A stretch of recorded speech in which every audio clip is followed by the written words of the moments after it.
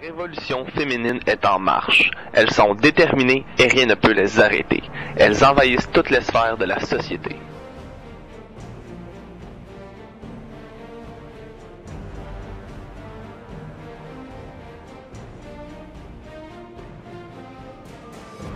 « 1914-1918, Première Guerre mondiale. Les femmes sont appelées à remplacer les hommes dans le marché manuel industriel.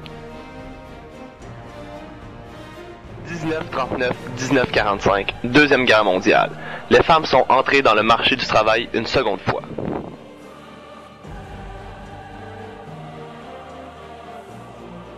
Peu à peu, l'éveil du désir d'une émancipation naîtra chez les femmes au Québec. Progressivement, des droits seront acquis.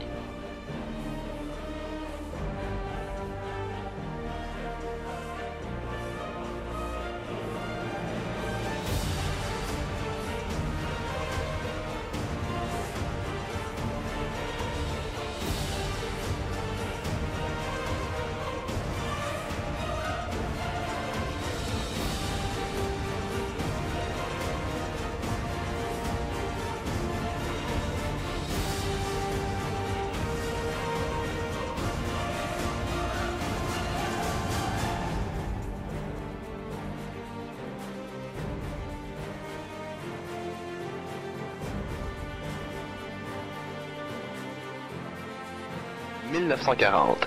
Acquisition du droit de vote des femmes. 1964. Fin de l'incapacité juridique de la femme mariée. 1969. Création du Front de libération de la femme. 1973. Création du Conseil du statut de la femme. L'éducation fut salutaire à la cause des femmes.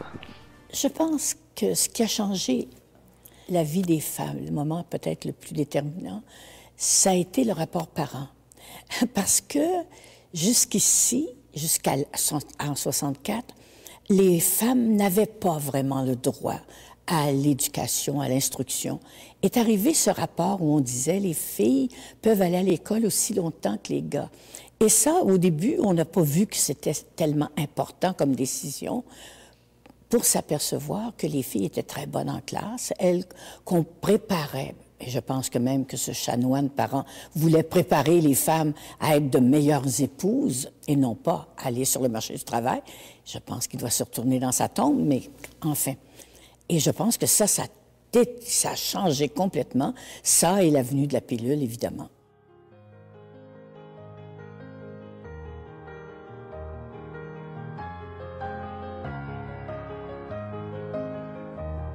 L'approche féminisme repose en ce sens sur une dénonciation sur toutes les formes de violence, de discrimination envers les femmes. Celles-ci s'inscrivent dans un continuum de domination patriarcale et, par conséquent, ne peuvent être appréhendées de manière isolée.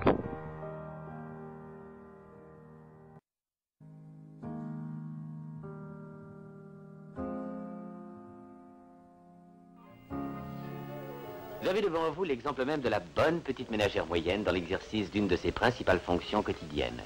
Celle qui consiste à préparer un bon petit déjeuner pour son bon petit mari.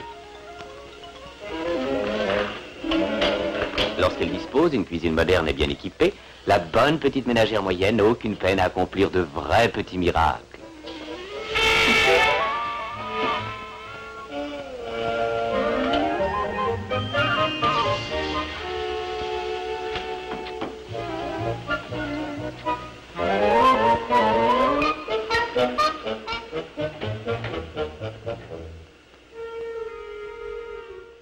La femme refusant de se restreindre au rôle de ménagère s'engagera sur le marché du travail afin de réaliser son plein potentiel. Potentiel mis en lumière notamment par l'accès à l'éducation. Face à la montée du féminisme, ayant plusieurs droits acquis à travers les années, une inquiétude s'est récemment inscrite chez certains hommes. Le masculinisme, selon Patrick Jean, est l'ensemble des idées qui défendent la position dominante des hommes dans la société et les privilèges qui y sont associés. Il combat toute idée d'égalité entre les hommes et les femmes. Il réaffirme les différences culturelles les plus archaïques entre les hommes et les femmes qu'il justifie par des arguments biologiques.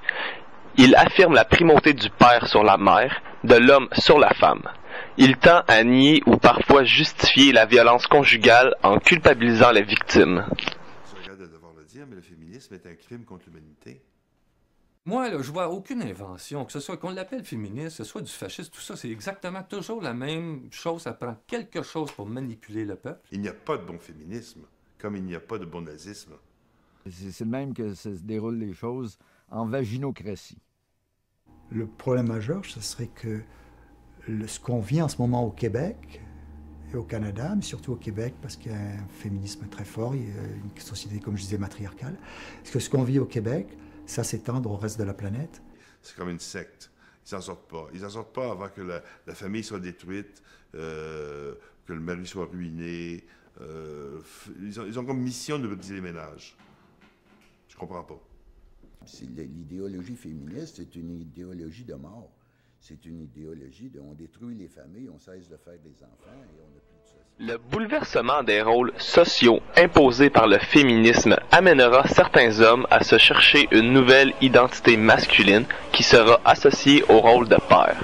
Une confrontation judiciaire sera soulevée pour la garde des enfants. Selon Mélanie Blais, en insistant sur l'antagonisme entre les genres, le discours féministe poserait deux grands problèmes. D'une part, il fige les femmes dans une posture de combattante qui augure mal des rapports hétérosexuels.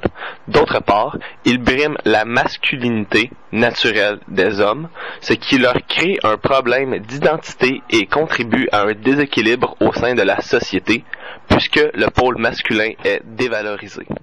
Pour instaurer le contrôle de la population, c'est de l'ingénierie sociale.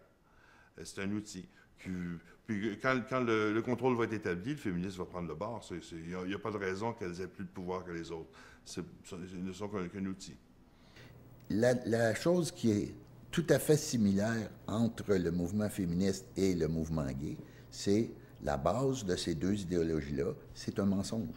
L'homme hétérosexuel a de moins en moins sa place.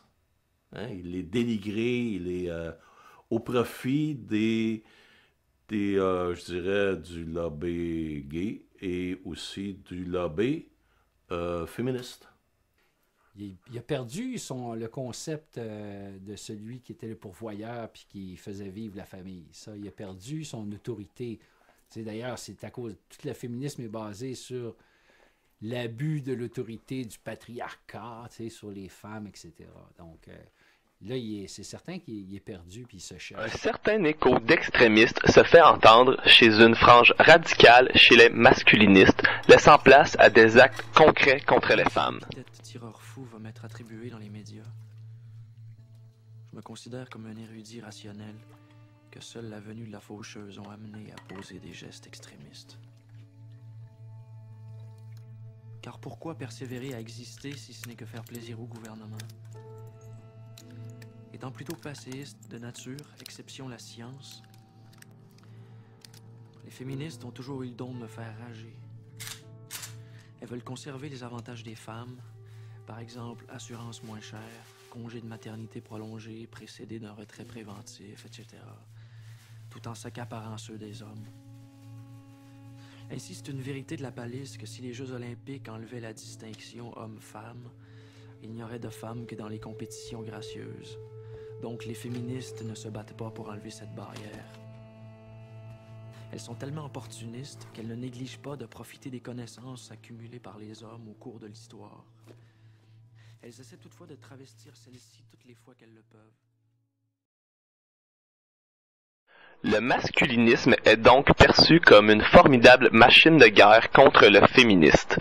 Formidable, car il est parvenu très efficacement à présenter comme un mouvement visant à aider des hommes malheureux et ébranlés par les luttes féministes, comme si les femmes et les féministes exerçaient un pouvoir et une influence inclus dans la société, au point d'y dominer les hommes.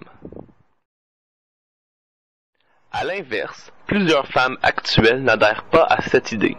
Au contraire, elles s'impliquent publiquement et politiquement.